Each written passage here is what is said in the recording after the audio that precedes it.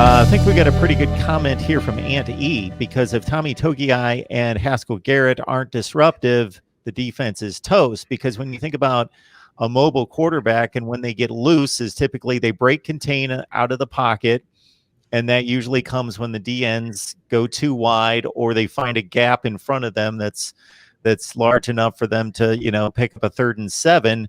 But if Togiai and Garrett are pushing that pocket right in Trevor Lawrence's face, then typically even quarterbacks as elusive as him aren't able to escape. And they could be chased into a defensive end who maybe doesn't always get it done by himself. But yeah, that's running and pass defense. Those two guys are going to be key. And if they can't control the line of scrimmage, that means Clemson is. And now, after holding Travis Etienne to 36 yards rushing last year, it's going to be impossible if those two guys aren't at the forefront of that defense, literally. And they had Devon Hamilton doing it last year. Now you need Togiai and Haskell Garrett. And those two guys I have complete faith in this year. Haskell Garrett, first-team All-American. Tommy Togiai is every bit as good as Ohio State has had. And I think those two guys, if they don't, man, if they struggle, then Ohio State is going to struggle, and it's something I don't expect them to do. But do you throw the thought out there, and then you have to do the exercise of, that would certainly not be good for the Buckeyes if those two guys aren't controlling their portion of the defense. Yeah, I agree with Tony. I mean, they've brought it all along. I know that we raised the degree of difficulty with Clemson, even though, it is a line that is only returning one starter, Jackson Carman. These guys are really good on the line, but I guess I've never really allowed myself to think too much about what happens if Garrett and Togiai aren't able to carry the water, because I've always just kind of penciled them in as grading out as champions pretty much every week. And the Haskell Garrett selection is an All-American. We know that that designation sometimes comes from reputation, but in a 6-game schedule, I don't think he came into the season. Certainly he was on people's radar, but with that kind of reputation, like, okay, unless he screws up and doesn't give us anything, we're going to make him an All-American. Yeah. Tony, you're shaking your head like, yeah, he showed it on the field. Well, and the thing is, he's a senior, and his first 3 years, he's just been a reserve. Last year, he got into the rotation. The year before, just a little bit into the rotation.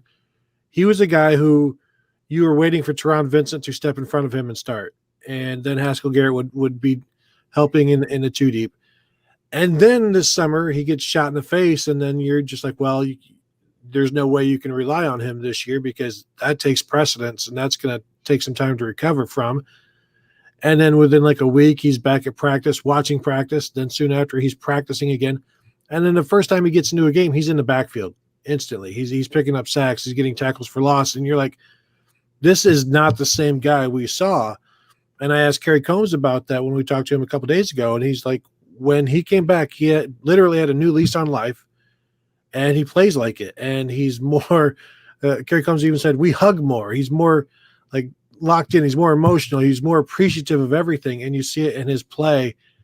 And he's still mulling over his future, because he could come back next year, because this is a free year for everybody. And if Ohio State can bring him and Tommy Togiai back next year, that would be gigantic. And if they lose both of those guys, that would be Titanic. Titanic as in the ship. Yeah. I think Haskell Garrett, what a great success story. Again, just talk about another great story connected with this season. And we don't know fully what happened in that shooting incident. And to our knowledge, no one's ever been charged with it in connection with it. But, you think about it, his life probably flashed before his eyes when that happened. And it really kind of puts everything in the proper perspective and priorities and everything. And I think about with him, defensive tackles a lot of times are like offensive linemen. They don't have a lot of statistics that you're going to, he made 12 sacks or anything like that, because the position really doesn't lend itself to that. I think with him, the play that he tipped the pass and intercepted it against Michigan State in the end zone was probably the seller for him to create his own defensive touchdown by tipping a pass to himself.